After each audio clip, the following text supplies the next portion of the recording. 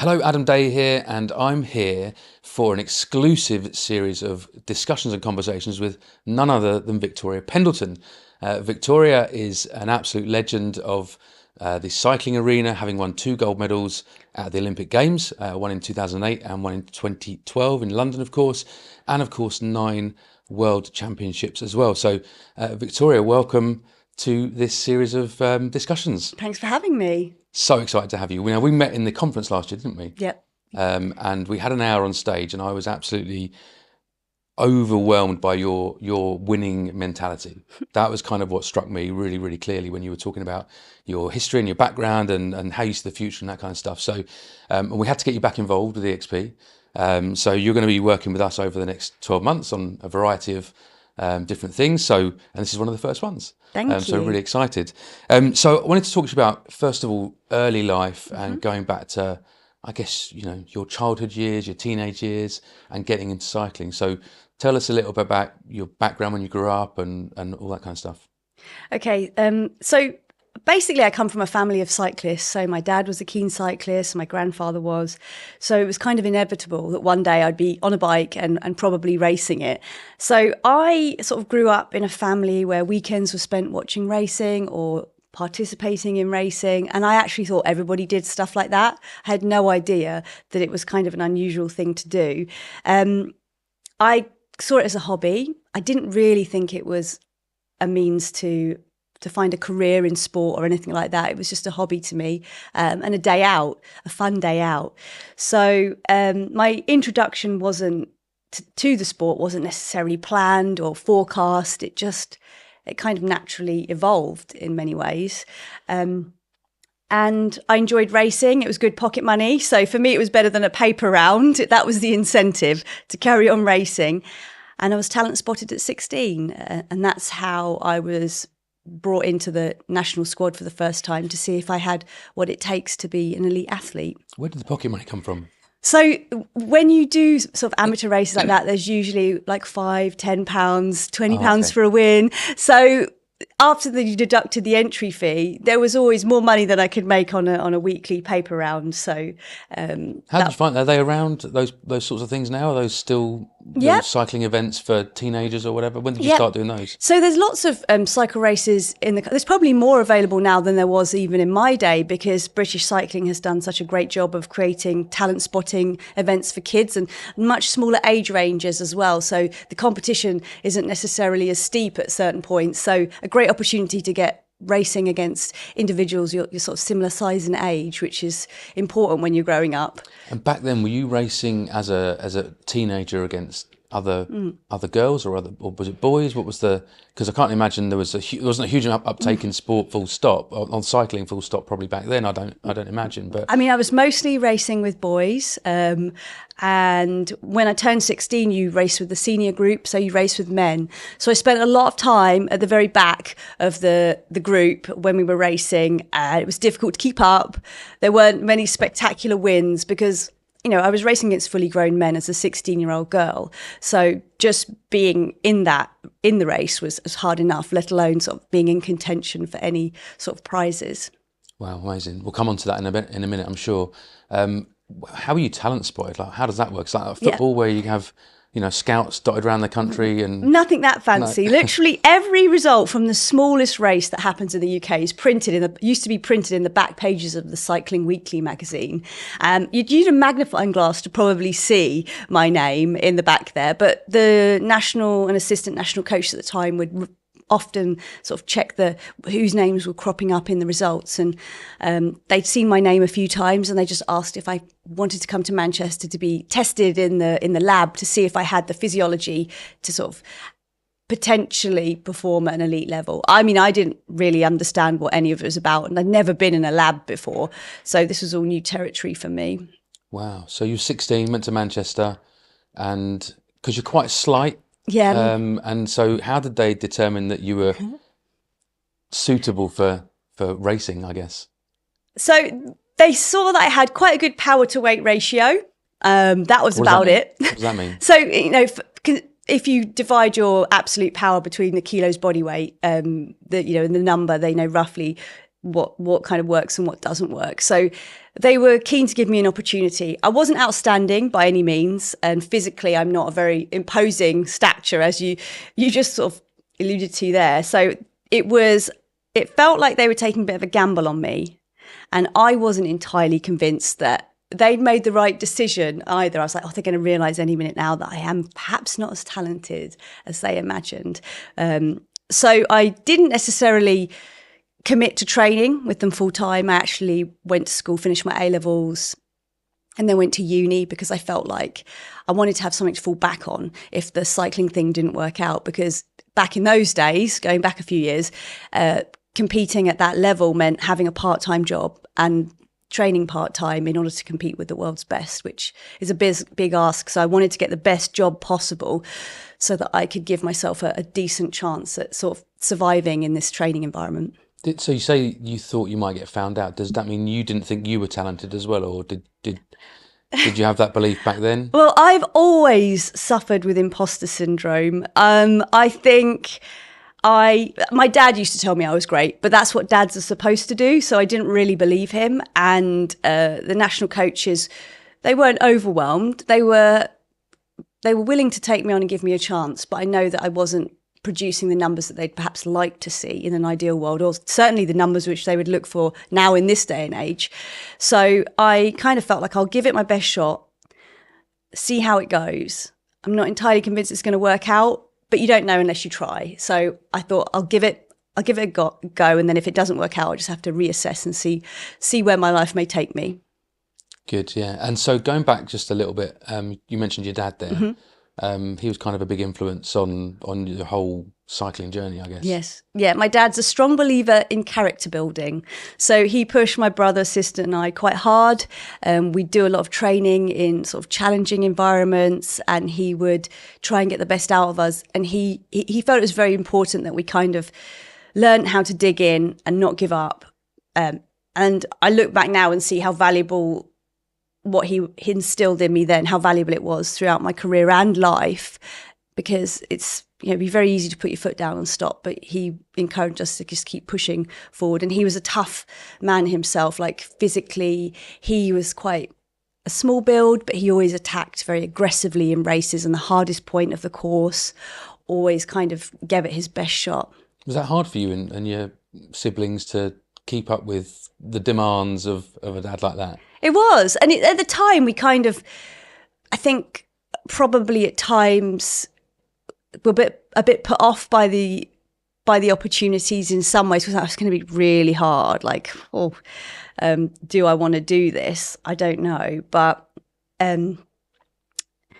I also personally, when I saw my father racing, I always was very impressed by the fact that even though he wasn't necessarily the biggest guy out there, he packed a punch, and people were not intimidated by him, but they recognised when he was present that they were racing for second place. And I was like, I want to be like that. I would love to be intimidating. I can't tell you.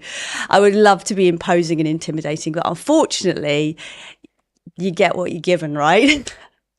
But did that mindset, we've talked about winning mindset, and we'll be talking about that a bit later in one of the other discussions, but do you think your dad helped you shape that winning mindset, or does that come from something else? 100%. I think he always worked really hard, and he was willing and happy to put the work in. He understood the benefit that consistency, dedication, hard work will pay off. You will get better if you put the time in and the effort in.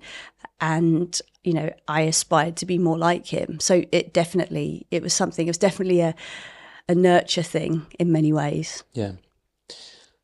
So fast forward a little bit, going back to when you're 16, you go up to Manchester, you get your power to weight ratio. You said it was. What happens from then on? And you're still at school, you're still doing A-levels and university. What happens beyond that? I basically managed my time when I was at uni with training in Manchester and doing my studies. I wanted to qualify for the Commonwealth Games in 2002 and finish university the same year. And I knew it was going to be a struggle.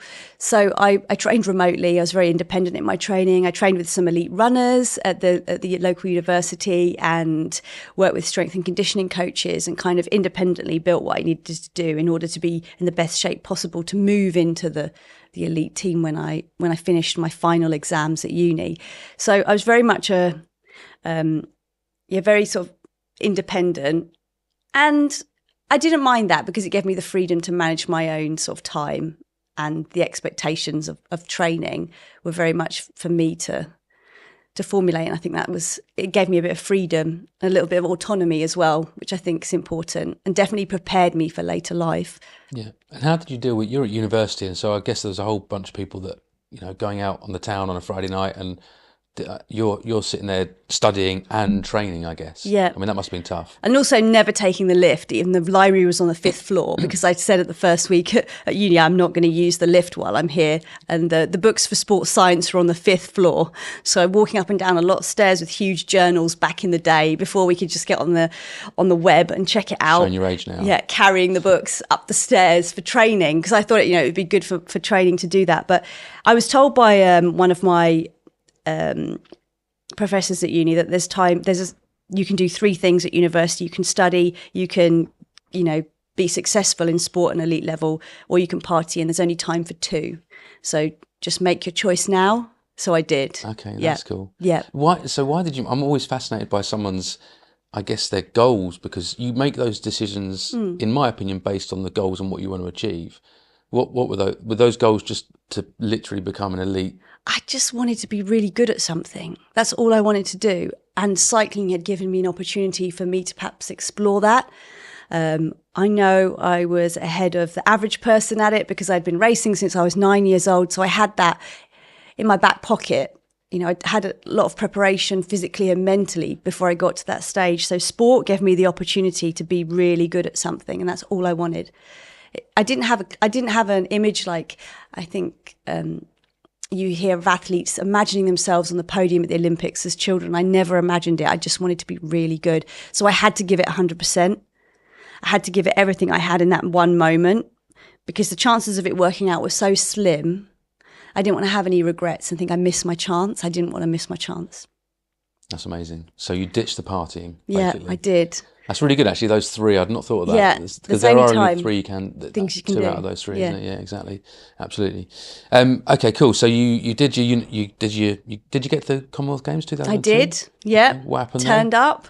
I did okay. Where was that? It was in Manchester. Oh, okay. So it was very convenient for me at the time. I was training in Manchester, and the Commonwealth Games were there. So it was the first time I competed in a sort of an international multi-sport games, and it was a great experience. So I was glad to be there.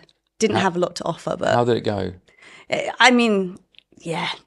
Because I think it's interesting. Yeah. I think when you with eXp, for example, or when you're starting any business, you jump into it, you prepare for it, you do your business planning, a bit like your prep that you did for many more years than a quick business plan, but you jump into it, and as a business person, you have no leads, you have no database, you have nothing, no experience of what it's like to actually try and be a business person. And I kind of feel like it might be similar to, you go to the Commonwealth Games, albeit very different, but you're there, and it's like, were you rabbit in the headlights thinking, oh my God, I don't know where, I've done all this training, I'm really good at what I do, but it's that oh shit moment. I think for me, my goal was to qualify for the games, and I had a standard time that I had to reach, and then I wanted to get to the games and do and perform in a way that was. It was like I either wanted to be close to my PB, to not to be overwhelmed by the games. For me, it was to qualify and to deliver a performance that didn't mean I was going to be overwhelmed by the scenario, because it was something I'd never experienced before. So I didn't have any expectation beyond that, and in itself, that was quite a big, ask for me in that final year, stepping up to sort of that standard. So. I was pretty happy to be there, and it was really the start of my career, and also, when you go to a multi-sports games, you don't have many opportunities as an athlete to do that. So every time you can use one as an experience, I always say it's so important to young athletes to experience the media and the huge format and the security and everything that goes on, which is very different from anything I'd ever experienced before. Were you being interviewed by that point? Yeah. Media-wise? Yes. Tell us about that. How was that? that? So I used to be terrified of speaking in front of people. The only time I got sent out of school was in English literature when I refused to read in front of my peers because I was afraid of stumbling over my words and looking like an idiot. Going to a press conference, for example, or having interviews in the press was a big deal. Quite a lot to take on board, and I hadn't necessarily been media trained by that point, so I was winging it a little bit. So it was a bit daunting, and I was quite nervous about doing those things. Yeah, just like in business, you're winging it winging it at the start. The more you do it, the better you get. That's it. It's practice. Yeah. It was definitely an opportunity to practice. Yeah, for sure. So that was 2002, and then obviously we're gonna talk separately about 2008 onwards, but how did you, I'm fascinated. I talk internally at eXp about having an Olympic mindset, because I think that it's really important that you look 4 years ahead, 3, 4, 5 years ahead, and take the actions today that are going to impact you positively in 4 years' time. Yeah. Was that coming out of the Commonwealth Games in 2002? Was that did you then set your sights on the World Championships, the Olympics in 2008, the next Commonwealth Games, and what did you put in place to make sure that you succeeded in the next? Because obviously that was a learning platform, that Commonwealth Games, by the sounds of it. What actions did you take to really make sure you were going to kill it in the next few games? Well, after the Commonwealth Games, I basically set up in Manchester with the team. So I'd qualified for the games, I qualified my position on the team, and I was fundamentally a full-time athlete from that point onwards. So my lifestyle changed a lot, but it's definitely a 4-year cycle at least.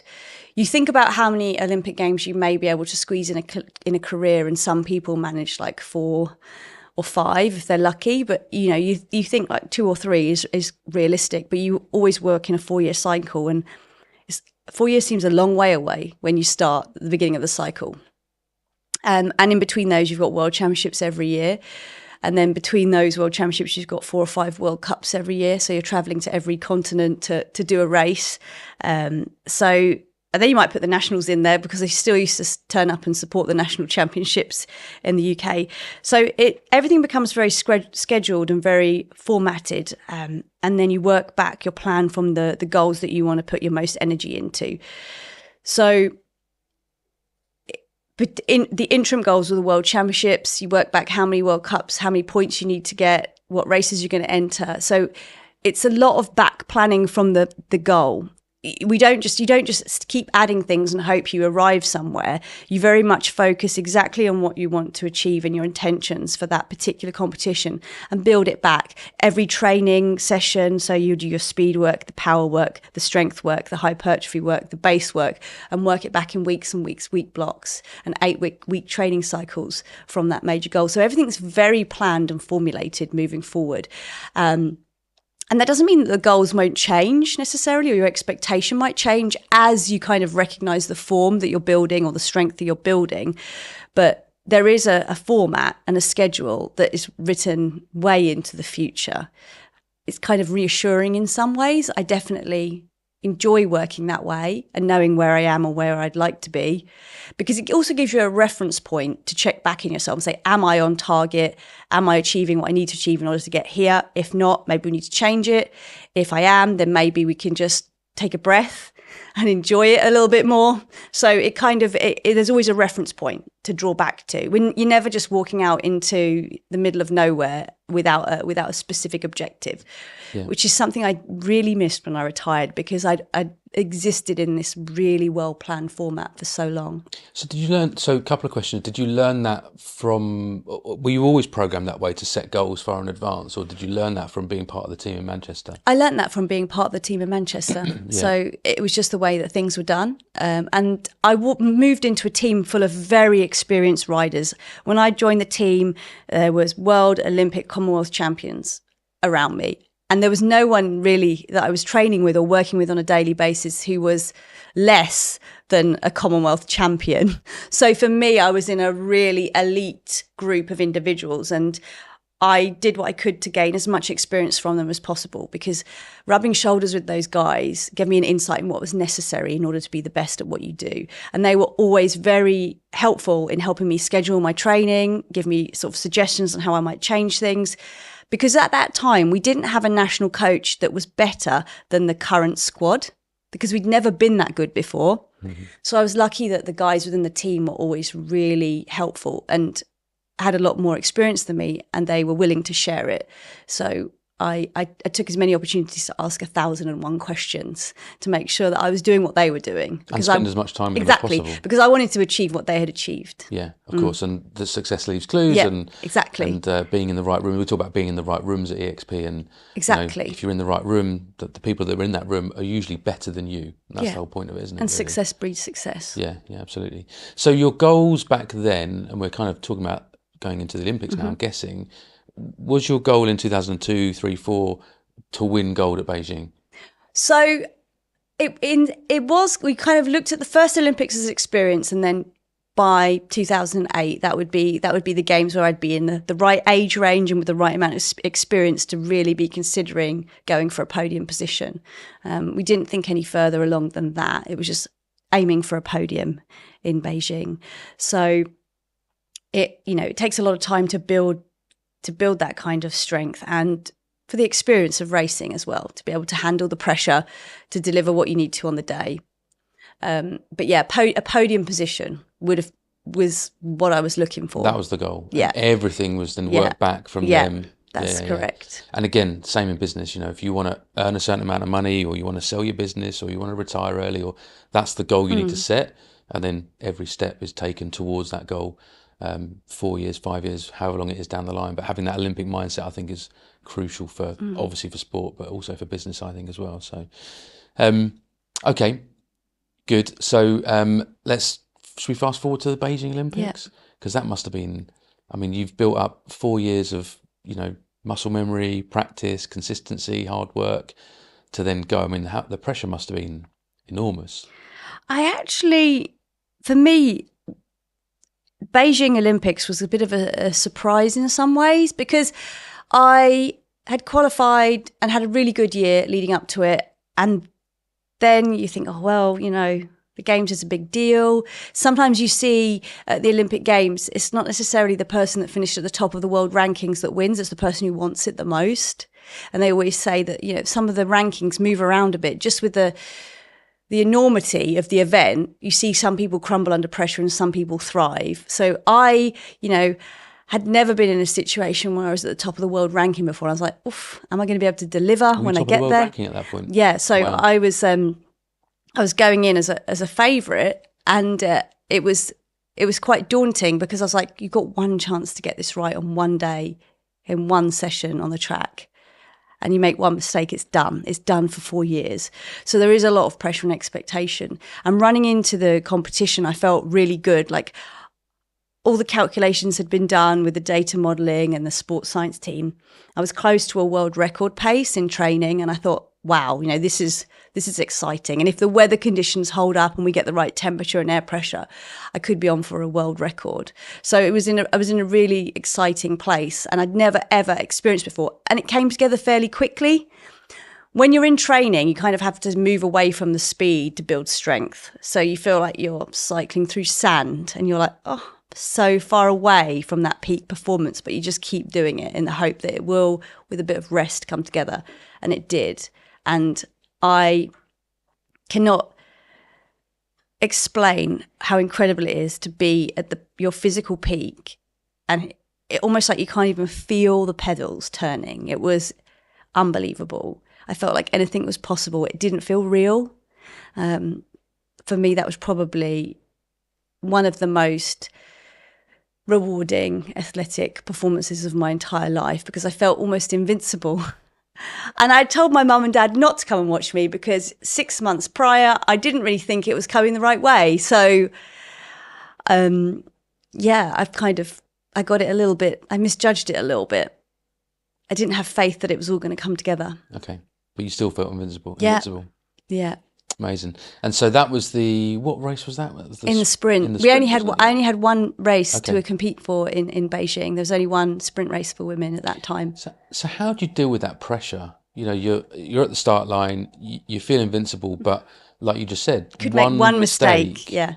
How do you deal with that? I mean, you just box it off and just tunnel vision, Yeah. or So I guess a lot of the training and the mental training is like to focus on the process and not the outcome. If you start thinking about the outcome and Olympic gold medals, it's all too overwhelming. You just think about how prepared you're going to be when you get there, how you're going to race, what gear you're riding. So everything's set up, everything's organized, and you're ready for the moment, and that you will attack each race with full commitment and a calmness in mind, and you've done your mental warm up, your physical warm up, and the rest is kind of in the lap of the gods. So you just focus on the process and doing the process right, which is what you train for every single day. If you start looking up and thinking about being on the podium and the national anthem, I think it's almost too emotionally overwhelming rather than the kind of nitty gritty of getting the job done. And the rest will happen. Like, focus on the process and the outcome. That'll take care of itself. It will be whatever it will be, whether you're number one or not that day. But if you get distracted by the reward, I think that's a problem. I think at the Olympic Games in particular, when the stakes are so high, you almost have to put your blinkers on and sort of bring it back a little bit, so that you don't. Is there any heckling going on the start line between the races? Do you get any of that? No. Sometimes, I mean, there have been in races around the world where they've announced my name and it's gone so silent you could hear a pin drop because you're not the favourite. Really? Yeah, on Australian turf for a while, it would literally be like silence. Yeah, that's fine as long as we're silent for them when they come to the UK. Yeah. So, but you don't even take the crowd in. Like, you don't think about it, you don't listen to it, because you're so focused on what you're doing and you don't want to miss your opportunity or make a mistake that you almost don't hear or see anything. It's just like any other race on any other day. It's just you and the other person on the boards. No one else is there. Okay. And then obviously you win the gold medal. Mm-hmm. And what's it like? I mean, everyone watching this or listening is going to want to know what it's like standing. I bet you've explained this 1,000 times, if not a million. Yeah, what's that feeling like? Representing your country is a huge honour, and then to represent your country and be on the top of a podium, it's like a dream come true, a reward for all your hard work and for everything that everyone else has put in to help get you there, because you don't do it by yourself. There's a lot of team, friends, family, lots of support staff that help you get there. So it's kind of, in that moment, you appreciate everybody and everything that's helped you get there. It's a very special and emotional moment, but it's hard to even feel real, because looking back, when I see medal ceremonies or I see myself, it doesn't feel like I was there, because there's so much emotion in that moment. Yeah. Yeah. Must be a weird It's not feeling. Real. No, it must be a really weird feeling and feel a bit like a dream, I guess. Yeah, 100%. Looking back. Like a dream. And then just following that, I'm guessing you might be like this, you might not be. But and again, those listening and watching are going to roll their eyes, because I'm going to talk about when I sold my business to the Connells Group, because I mention that all the time. But the day after I did that, for me, that was like standing on the podium. And the day after, I felt utterly deflated. Maybe not the day after, but the following weeks, because I'd kind of done what I wanted to do, and it was like, what's next? Do you have a similar feeling? 100%. 100%. Huge anticlimax. You put so much energy and effort into that one moment, and then it's gone. And it doesn't devalue it in any way, but just that the intensity almost of your, like, even being present in that moment and so focused, and suddenly you can just relax your focus and sit back, and it's kind of overwhelming. But then you kind of, without that intensity and that focus, you're like, wow, it can feel really flat. Yeah. Especially if you've been going full steam ahead for the last, I don't know, building up over 4 years, full steam ahead, and then suddenly stop. a lot of athletes, even when they're successful, talk about feeling quite down afterwards, quite lost. All you want to do, well, all I wanted to do was get straight back into training. Because I think 4 days after I came back from Beijing, I went to the velodrome and they were like, why are you here? And I was like, I don't know why I'm here. And they told me to go home because that was, for me, that was what you do next is you get back in, you start pushing towards the next goal. But yeah, just without an agenda and one that is meaningful, you can feel very, very lost. I feel lost. Yeah, I agree. I think that's just that is a mindset thing. If you have that determination inside of you and you have those goals, and then all of a sudden you achieve those goals and you think, what's next? Yeah, what's next? Yeah, exactly. What is next? Exactly. And so did the media, obviously the media attention would have ramped up at that point. I mean, that must have gone crazy at that point. The media attention on what the gold medal, but personal life. And I mean, that must have been, how did you cope with that pressure as well? Fame essentially. Well, Beijing was one of our most successful games to date. So we were, the cycling team, for example, won medals in every track event there was. So we kind of didn't really understand. And from Beijing, we didn't really get a feel for how the country was reacting to our success. So we were kind of in a little bubble, bimbling along, doing what we've always done. And then we came home, we were like, wow. Everybody wants us here, there, everywhere, doing these interviews, doing this, doing that. And it was chaotic. It was exciting, though, because it was all new territory. And it was nice to feel like the team had reached a point of success that people were like aware of us. And our minority sport suddenly wasn't so minority. Like people were like understanding more about the velodrome and track cycling. So it was a golden era, we called it, the golden era of cycling. It was like, don't worry, guys, we'll win you some medals. It was so good. It was wonderful to be part of that team. And even I was speaking to one of the mechanics recently, and he said, it was a great time to be part of that team. Like everybody felt it. We were on like a wave, riding a wave of success. It was. I feel honoured to be part of that team. Yeah. Momentum. How important is momentum?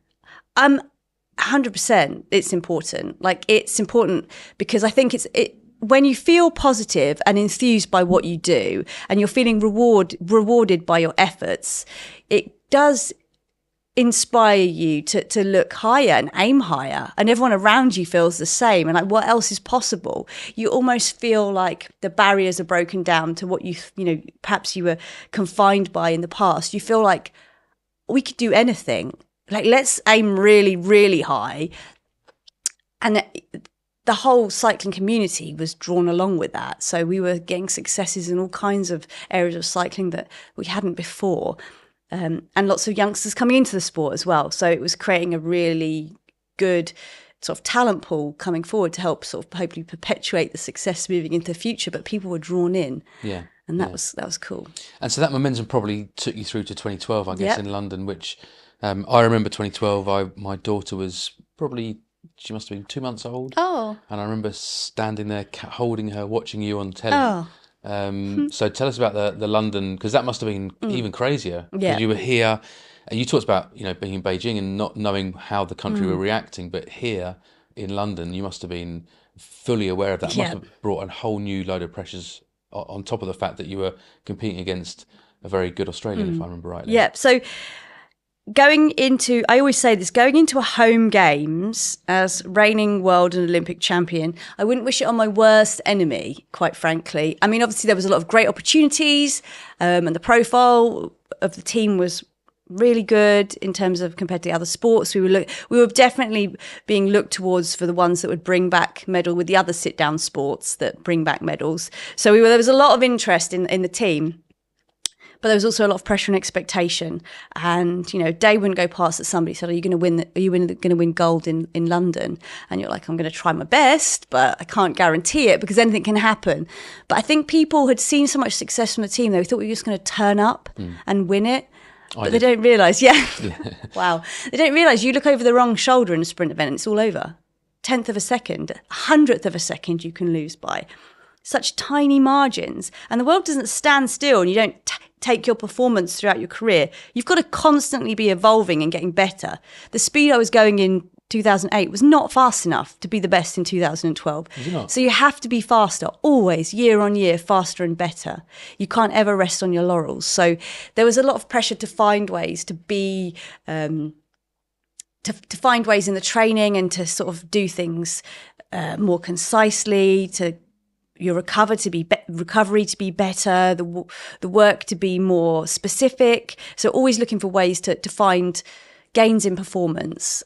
In the whole marginal gains thing, and everyone was chatting about that. But, always looking to be better because, how you were last year is not good enough. And the marginal gains, was that you were part of that team with Dave Brailsford, weren't you, I guess? And what were some of those marginal gains? I mean, they were tiny. The sleep experts. So I always thought about the sleep experts coming in and asking you, like, what position do you sleep in? Really? And then creating these mattresses that you can take around the world with you to put on top of the hotel bed to make sure that your sleep isn't impacted with hypoallergenic sheets, and the certain amount of pillows, and everyone had different layers of mattresses built up depending on how you slept, how much you moved in your sleep, your body weight, all these things. So trying to maximize recovery, lots of different things, nutrition. I had protein shakes that were made just for me, like for my exact requirements, things like that. Just do you think that made a difference? I think so. And even if it didn't, it was the fact that we were doing everything to the nth degree. So we were doing everything as well as we could. Every single thing that impacted performance, we were doing it as well as we could. And that gave you the confidence when you got to the start line to think, no stone has been left unturned here. If someone's better than me today, good on them, because I've done everything in my power to be in the best condition possible. Yeah, very good point. Yeah. And so you were, you won the Kirin that year, didn't you? What's the Kirin for those who can't remember? Kirin is like it's actually, it derives from a Japan, and they do a lot of Kirin racing there. So it's a bunch race of like 6 riders on the track. It's led by a Derny, which is a motor-paced vehicle to take it up to 50 kilometres an hour. And then there's a 2.5 lap sprint when the bike pulls off out of the way. So it's like a hell for leather bunch sprint. And it was the first time that Kirin was an event for women. And I was always told that I was not a Kirin rider. So I made a point of making sure that I was a Kirin rider going into London, because I wanted to be the first person to ever win it. Because then, no one else could ever do that again. So for me, that was an event that I definitely focused on, and looking towards Chris Hoy definitely helped me sort of achieve that. Okay, because he's an expert, isn't he? Expert. He was, obviously, back in the day. And that one is where it's the little motorbike, funny motorbike goes off and then you just all just peg it. Charge past it. Yeah. Okay, and it's fastest wins, basically. There's no tactics of going slower and up and down the track. That's you can't afford to slow down in a race like that. Okay. And there's too many variables with 6 people that you have to kind of just attack and commit whenever you see the opportunity without hesitation. So it's like being aware of all the people around you and then making a definitive decision at the right moment. Okay, and you were up against an Australian who was, is that right? It was... Nemesis? Yeah, maybe. Yeah, we're good friends now. We're really good friends, yeah. Okay. Her daughter's into horse riding, so we've got a lot to talk about. Okay, cool, good. Well, I remember that. I literally remember that with my daughter, Lily, because obviously you're a local girl to where I live, now centre of the universe, Hitchin, as people know I talk about. So it was really, it was amazing. It was amazing however many 6 minutes or however long it took to do.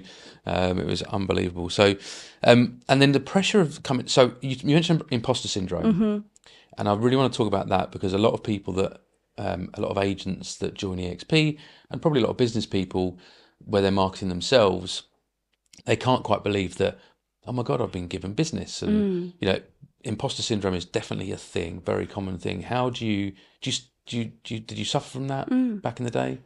I have always had quite low self-confidence, which everyone think sounds crazy because you're an Olympic champion. But when you're existing in an environment where the stakes are high, I think it's normal to have doubt at times, like to question yourself a little bit, because it kind of, I think, keeps you on your toes. So you have to be willing to work hard. You never rest and think, oh, well, it'll just come to me. Like, you're always fighting for something.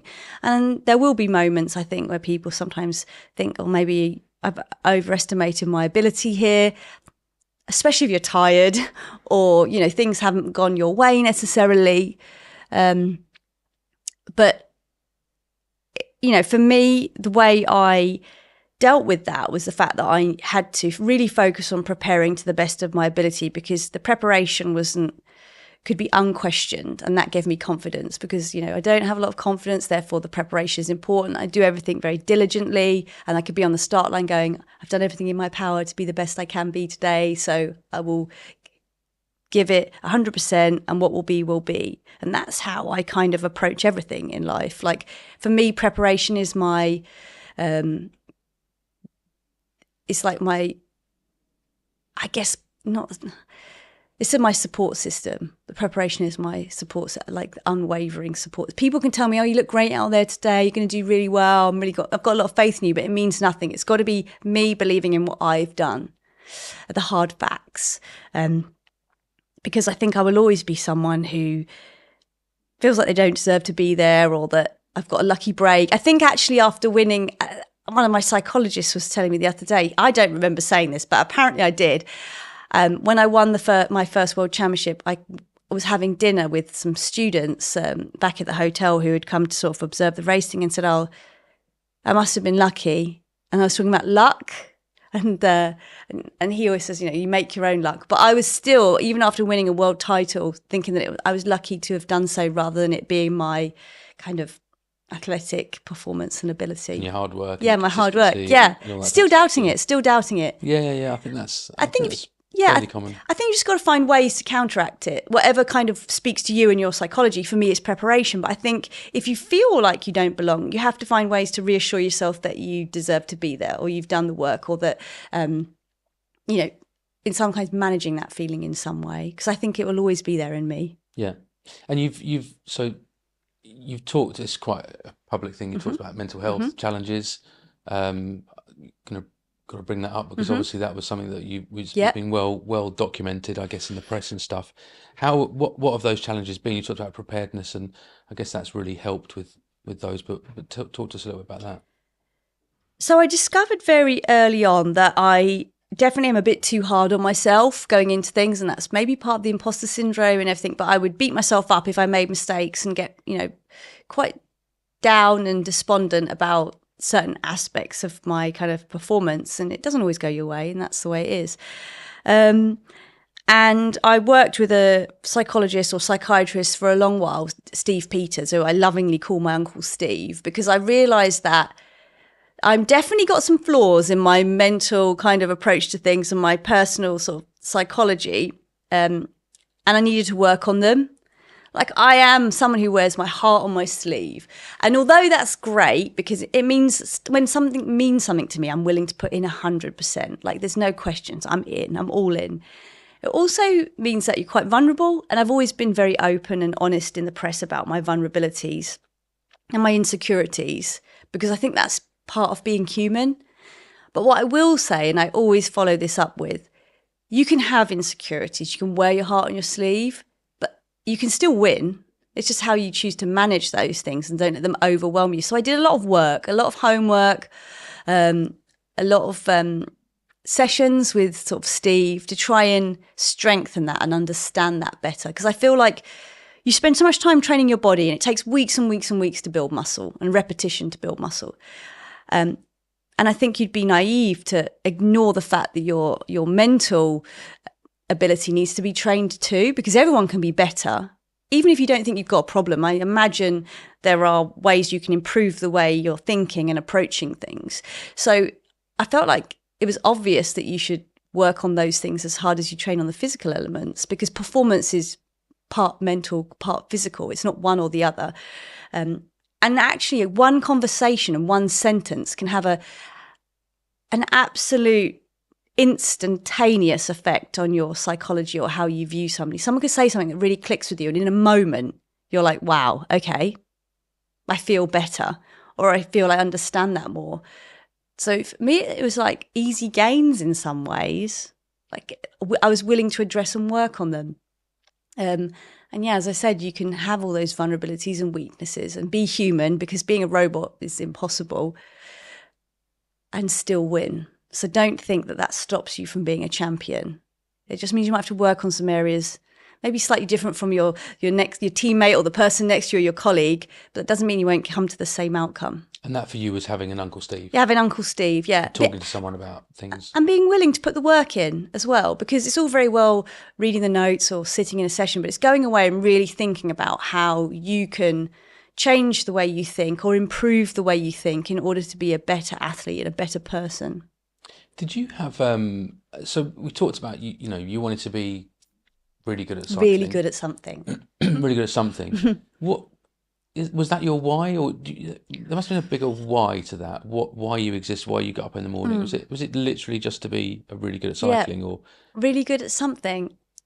I don't know. I had I think it's part of being a twin. So my twin brother and I, everything, we used to be very competitive with one another, and anything he can do, I can do better. So it was I just want to be really good at something, fulfill my potential. For me, it was about making sure that I fulfill my potential and I didn't miss an opportunity or kind of, step past one without realizing. Because I think that's what life is all about, making the most of things that come your way and grabbing it with both hands rather than thinking it will just come over again and again and again. Opportunities are few and you have to make the most of them. And do you think that mindset, let's say you've said win a couple of times just in literally the last 2 minutes. That's what I mean about having probably one of the most winning people I've ever met. Do you think that can be trained into people, or do you think that comes naturally? Or is it important for someone to find their why in order to be able to then set the goals in order to win? Or how can that be trained into someone or be developed by somebody, I suppose? I mean, I fully recognise I've got a bit of a problem about the way, I'm always looking to improve what I do. Even if I go to the supermarket, okay, and I'm I need all these things and I've got the list in my head. If I have to backtrack down an aisle, for me, I'm oh, so inefficient. I shouldn't have done it that way. But I'm always thinking of ways to do things better. Yeah. And the quicker I can do them and the most efficiently I can do them is it's the way my brain works. I can't help it. And actually, sometimes I think to myself, I need to get a grip because it's, crazy. I want to do everything as efficiently and I want to do it better than I did it last time.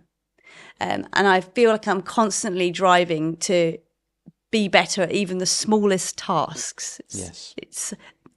It's a problem. It's a problem. And I think I've always been that way. So I don't know if you can learn it or train it. I think you have to understand your own motivation and what makes you tick. And doing something better makes me tick. Training makes me tick. Being able to lift 2.5 kgs more than you've ever lifted before in the gym. And I'm yes, small wins, yes. That makes me tick. But you just said it there, the motivation to do something better. So the motivation comes from the goal and the why, probably, because if your why and your goal is important, then your motivation to achieve that becomes important as well. And so I'm the same as you. I missed the milk in the milk aisle yesterday at the supermarket, and went all the way down to the wine and then realised I'd forgotten the milk.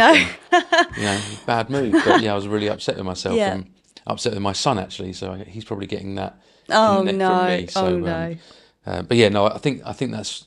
So I think that the goals and your why can be trained, and you can develop that. You've got to find something that's really important to you. But also you might have to have some help in doing it. Sometimes you need to meet someone who will challenge your thoughts or push your thoughts for you to almost discover it. Because I think so many people go through their whole lives without fully understanding the facets of their own kind of mental abilities or, foundations. And it's interesting because, and they'll happily just exist and do what they can do. But other people really address and think and probe themselves and their thoughts and what they want and why they want it, or take advice from someone else to do that, because you don't want to leave that untapped. And I think it's easy to do if you haven't been asked the right questions or given the right opportunities to really explore it. Yeah, that's a great point, actually. Did you explore that? So you obviously, are you a deep thinker? Yeah, I would say I probably do. I probably overthink. Overthinker, I'd say. Yeah, that's how I'd describe it. I think most people who are goal orientated are deep thinkers because they think deeply about what they want to achieve in their lives, whether that be, sport, business, whatever it might be. But so if you're not a deep thinker, then getting that advice from someone who might be able to make you think is probably really crucial, isn't it? Yeah, it is. It probably is. And probably to explore that whole, like to explore that with you. You might not necessarily be someone who'd find themselves there by themselves. You know, like you need someone to help lead you and guide you through that. Some kind of leadership coaching or something along those lines. Yeah, agree. And so I was going to ask you something about. I was going to ask you. I've got sort of 3 or 4 things that I think are really important in achieving what you want to achieve. Yep. So I think it's your why. I think it's goal setting, consistency, and hard work. I would probably put those 4. What's the most important out of all those 4? Would you say, or would you come up with another one? No, I mean, for me, well, what resonates with me, I mean, goal setting is vital. I think absolutely vital, because you've got to work back from you don't know where you're going unless you've got a goal or an objective. You're just wandering. That doesn't mean you won't get somewhere, because some people very easily wander and still manage to happen upon success. But fundamentally, if I'm thinking about my core values, I am all about consistency and hard work. And as an athlete, that's where, you know, your actual work is done. If you practice it, you'll get better. That's it. It's an easy formula. Like, be willing to work, be willing to suffer in order to push yourself and move forward. And I think, yeah, I mean, they're all important, but that one is the one that resonates the most. The language resonates with me the most. Yeah, I'd agree. And in terms of just goal setting and whys, I always think that the goal setting should be something you achieve, and the why should be something that's maybe intangible. Yeah. Because you said your why is to be good at something. Good at something, yeah. That's it, completely intangible. Yeah, it's, like you can't. I know, You'll never be able to I know. measure that when you're No. 80 years old. You won't be No. able to measure whether you've been good at something. I'll be able to measure it on your behalf, but you'll never measure it yourself, No. because you're your own worst critic, I guess. So that for me, why is intangible, goal setting is tangible, and then hard work and consistency are the magic ingredients that help you to achieve those, in my opinion. So, well, they're not that magic, really. They're not really Well, magic no. ingredients, are they? I mean, and if you consistently perform a task, it's repetitive. You do it again and again and again. You do it with intention and with determination. You will improve. Like, there's no doubt about it. You can't not improve. A lot of people think, oh, you know, wow, you know, athlete, you've been sort of blessed with this ability. I haven't been blessed with that much ability. I've got a very stubborn and tenacious mindset, and I'm willing to put the work in. That's it. I'm not a specimen of physics. Like, if you look at me and look at what an athlete should look like for my sport, I do not look like that. I do not fit in. It's not about what, you know, the genetics. It's more about how I approach things and my mindset. yeah, and the endeavour. And to keep pushing. Yeah. Yeah, couldn't agree more. And I think the same goes for business. You know, business is the same. And this is why I love talking to elite sports people, because they have the same mindset, or the mindset that you need to be an elite business person as well, in my opinion. So, so moving on from sort of mindset and that winning mindset, and that clear determination you've got to achieve whatever you want to achieve, kind of you did that with horse racing, and you're now doing that now. So let's touch on the horse racing and what happened there, and then I'm going to talk about what you're currently doing, because some of the stuff you're doing is currently kind of mind-blowing. So I got the opportunity to train to be an amateur jockey. I was given 12 and a half months to prepare for Cheltenham Festival. I'd never ridden a horse before, and everyone said it couldn't be done, which to me, like, it couldn't be done. I mean, it meant it hadn't been done yet. So I thrive on someone throwing down a gauntlet. It cannot be done. I'm like, are you sure? Like, it's kind of exciting to me. I didn't know necessarily whether I was ever going to be good enough to ride at Cheltenham, but I'm going to give it my best shot. I'm going to do what I'm told. I'm going to work hard. I'm going to immerse myself in this new sport and see how it goes. Loved it. Loved every second of it. And I'm so glad that I didn't take the advice that I shouldn't get involved with that project, because so many people said it's too dangerous, can't be done, don't do it, you'll regret it. I can honestly say it was one of the best decisions of my life, post-cycling, is to take up a new sport like that, because it gave me a whole new understanding and an experience that has stayed with me. I mean, I still ride horses. I go to the yard pretty much every day that I can. I can't get enough of it. It pushes me every single day to sort of be a better rider and to do something and learn something new. But yeah, I mean, it was a little bit audacious to try, but the most rewarding thing I've ever done. And again, how did that come? Just again, training, Yeah. consistency, Yeah. hard work. It's exactly the So same. that was it. I basically took as many lessons as I could from an excellent coach. I was in a racing yard 8 weeks after learning to riding the easier horses at a racing yard. I went to jockey school with a bunch of young people, like 18 or 19, is a little bit out of place. I got involved with that. And also I took the advice that ride as many horses as you can, have the opportunity to. If someone says, do you want to ride? You say yes. So I was riding maybe 4 or 5 horses, 6 days a week, up early in the morning. Absolutely loved it. Consistency, routine, learning, being coached, things that it helped me recognize the qualities I had, because it was the first thing I'd really immersed myself in after cycling. And the people I worked with said, you're very coachable. Like, you listen to instruction well and you deliver. And that you are diligent in what you do and you ask the right questions, and you're very critical of your performance because you want to improve. So lots of aspects of my mindset and approach came apparent by doing it.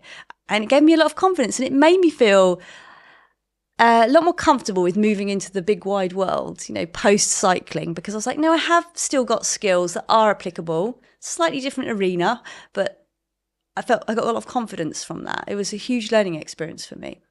I think you just touched on a word that we've not talked about, being coachable. I think that's really actually quite important. Being coached. Love being coached. I think if you think you know everything, you know nothing. Like, every day is a school day. And I think, especially if it's being coached in a physical environment. I mean, I like learning anyway, but being in that environment, listening to an expert, not thinking that you know more than them, like being humble, taking on board information when you can, like making the use of resources when you have the opportunity to, I think is really important. Yeah, vital, actually. And again, in the world of work with eXp specifically, we get agents that join who are area directors, they're superstars in their own business, and they join and they don't take the coaching, they don't come on the training, they don't come on the meetings, they don't come to events, and they struggle. Some struggle, not all of them, because some people don't need coaching, but there's a lot of people who probably could do with the coaching and be humble enough to accept that coaching, I guess. So vital. What else have you done since horse racing? I've not seen you on many like reality TV shows. We haven't seen you on Celebrity Big Brother or anything like that. I've done one since we spoke last. I learned how to wire walk, I think. Was that before or after? I'm not sure. Anyway, learning how to wire walk for a TV show, that was fun. You weren't allowed to talk about that. No, I wasn't allowed to talk about it. Weren't. Is that on the telly yet? It's been and gone. Oh, been and gone. And then I'm writing a book at the moment on challenge and fear.